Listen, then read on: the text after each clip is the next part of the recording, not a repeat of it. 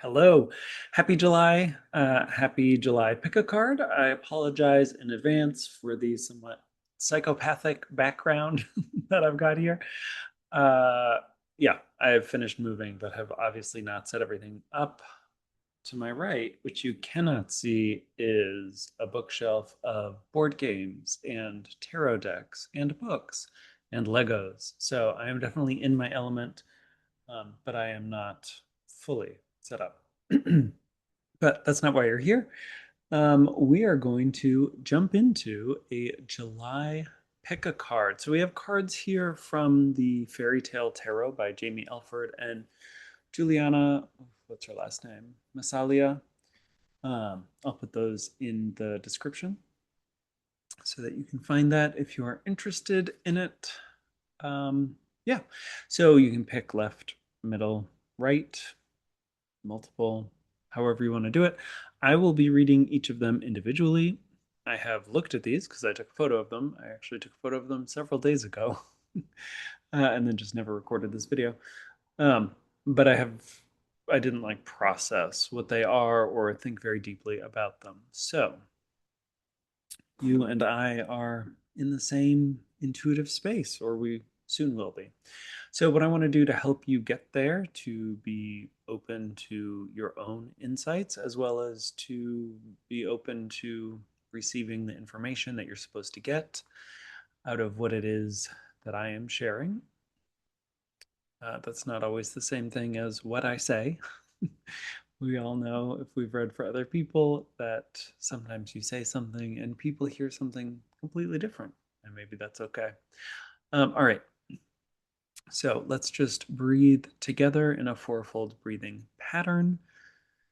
Those of you who, you know, do CBD with not THC, cognitive behavioral therapy, CBT, excuse me. Uh, those of you who do it for anxiety, you'll know the fourfold breathing method. Those of you who know Buddhism, you'll know the fourfold breathing method. And others of you will know box breathing. So we'll breathe in together. You'll hold that full lung. Then you'll exhale. Hold that empty lung. Breathe in again. Hold that breath. Exhale. Hold that empty breath.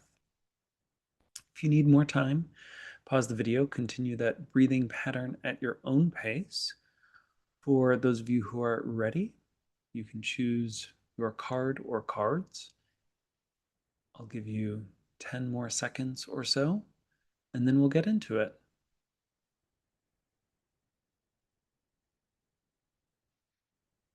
Okay. Card number one, we have the Queen of Pentacles in reverse. This queen is a little bit dour. And as a result of that, I'm thinking of a dowager. The Queen of Pentacles, it's interesting.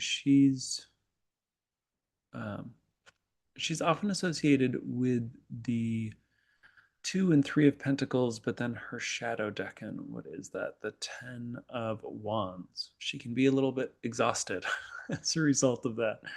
Um, that's what I'm getting here. Like, she is tired. She's been working hard. She is burnt out a little bit. She is hallucinating creatures, right? The sort of winged stag. Interestingly tied to Golden Dawn depictions, although I don't recall, I feel like the stag is not hers. I think the stag is the Knight of Pentacles. Um, what else do we have from here beyond exhaustion? Yeah, she's just sort of in like a funk, right? Just got this sort of frowny face. She's holding on to something that looks like a sand dollar. Could also be the symbol on the back of the card. It's not a pentacle since it has 6 points. A heptacle. hexagon. Uh, Hept would be seven. And there's just something sort of off. Like she's not totally thrilled with the lot that she's been given or the return on investment, right? The rewards do not meet the effort. And so if you're thinking about whether something will pan out, this feels like a no. It feels like you're not going to get the financial or material return that you might expect to. It may have a huge energetic cost associated with it. Um, Generally, not a great mood. Typically, I would think of the Queen of Pentacles in reverse as the sort of smothering aspect of the mothering that is normally the Queen of Pentacles, that really nourishing, wonderfully supportive figure. I don't get that as much, but if you're actually thinking of a person and it's not someone who's investing energy, they just may sort of feel, I'm going to go more with wet blanket rather than smothering, but definitely like heavy energy, right? A little bit sluggish, a little bit sort of hard to shift. That said, I do think that this is more about sort of like a funky mood, someone who's a little bit bitter or dissatisfied with their lot. Um, Interesting. I don't normally think of that for this card, but that's what's coming through with the imagery here. Drawn to the folds in her clothes. We're just going to zoom in and see if there's anything that emerges. I like to gaze, right, where you soften your focus, particularly when a card is in reverse. There's this kind of elephant figure. It's really trying to like climb back up the wheel, go against the grain as we would normally see it in the Wheel of Fortune. Um, Matriarch energy, trying to kind of turn back time, undo something, long memory that's something really bothering her from the past that she's trying to undo. But it's sort of like fighting fate. You can't really turn back the wheel of time, although you can certainly do ancestral work to heal uh, the past and let it flow forward, but you can't undo what has been done, right? You have to just heal and help move on from that. So this could also be a sign to do some of that healing work. All right, card number two, the middle card, we have the world in reverse. So here we have the fairy ring, um, that you might step into this ring of fungus or fireflies, step through into another world. Here again, there's a little bit of dissatisfaction, I think, because it hasn't worked. Like there was this supposed to, this transition, this transformation that was supposed to happen, and it didn't quite. Um, Not that it isn't going to, but it hasn't happened yet. I get the impression that actually this is still very much possible, but the timing is what is unsatisfactory.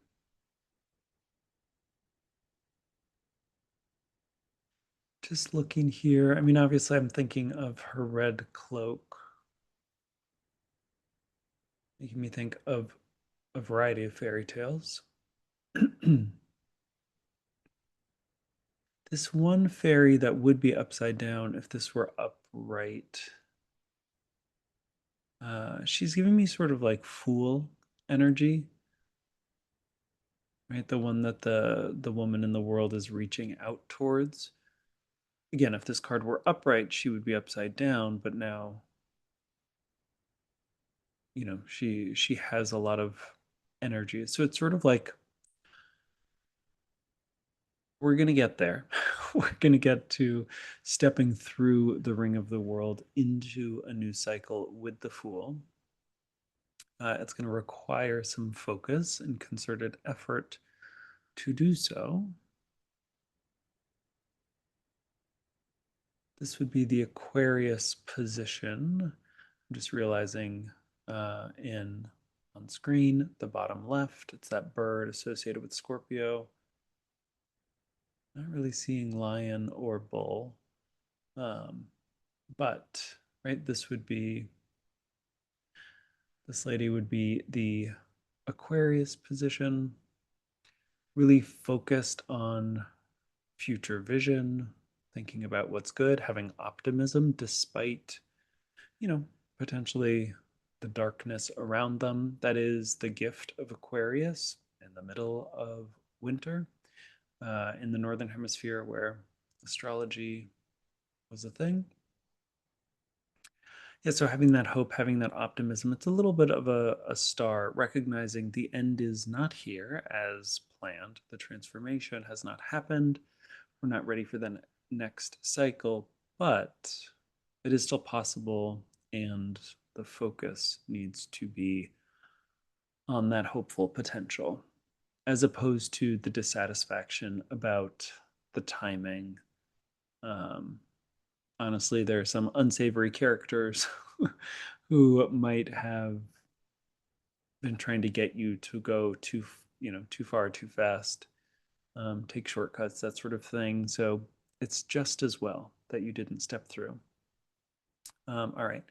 Last card, we have the Six of Pentacles. Just seeing these little like goblin-y creatures. I think of this sort of like fake gold versus real gold. Um, in the background, we have these little like gremlin-y type things carrying, you know, a ton of gold.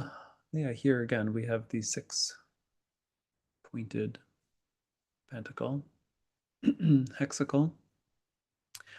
Um, but this gold feels real. It doesn't feel like fool's gold. It's not the sort of fairy gold that, an hour later turns into leaves or whatever.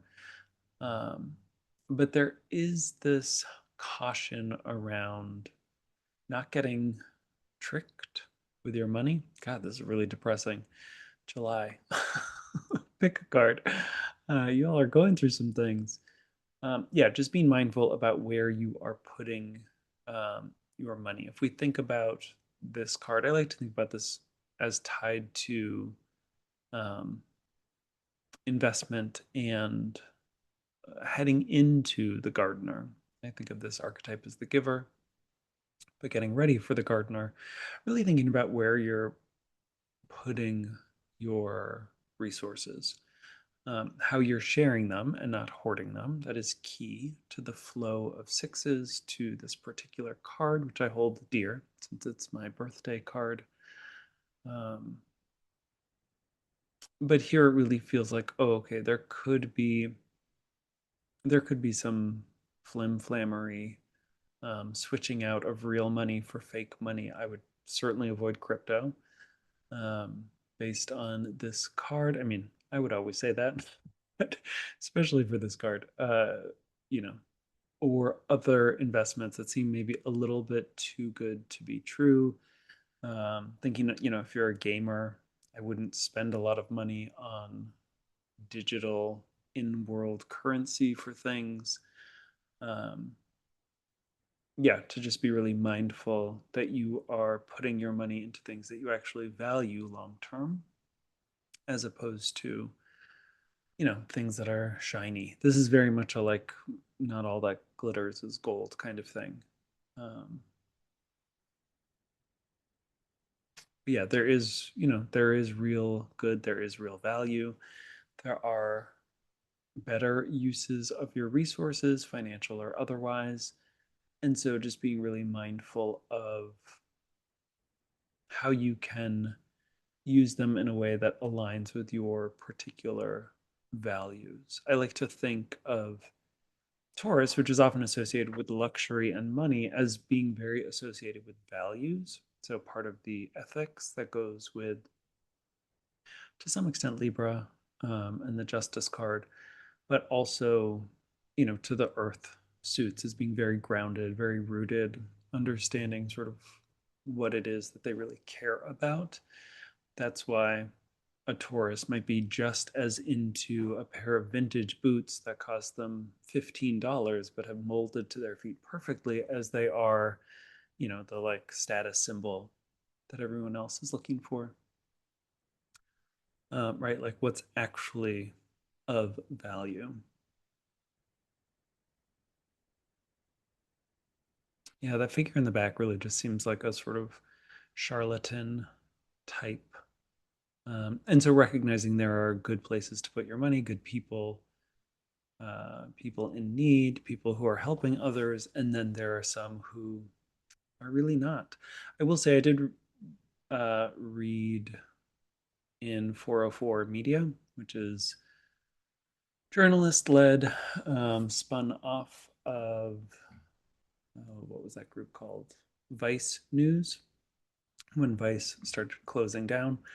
Um, and they had an article on sort of like scammer influencers who would rent out a fake, you know, airplane, would use particular apps to make it look like they were selling all of this stuff on their, like through their Squarespace or whatever, their Square app.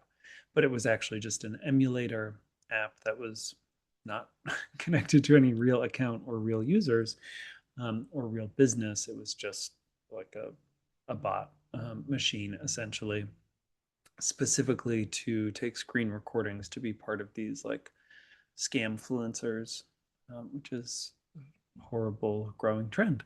So be on the lookout for those.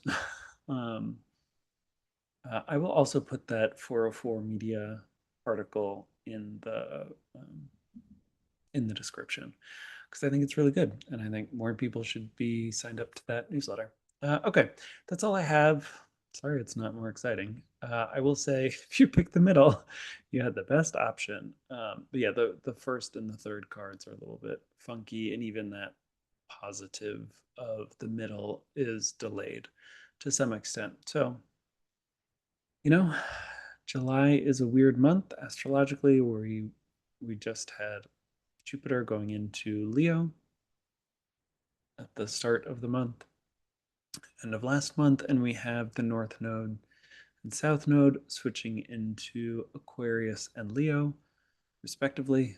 And so, really, that Aquarian energy, I think, is the thing to reach towards this month, right? So, I mentioned that with the middle card, but also the kind of altruism that is associated, right? Like good people having faith in humanity, finding the sort of people who give you faith in humanity. All of those are important this month for sure. So, okay, that's plenty for me. I hope that this has proved helpful, and I will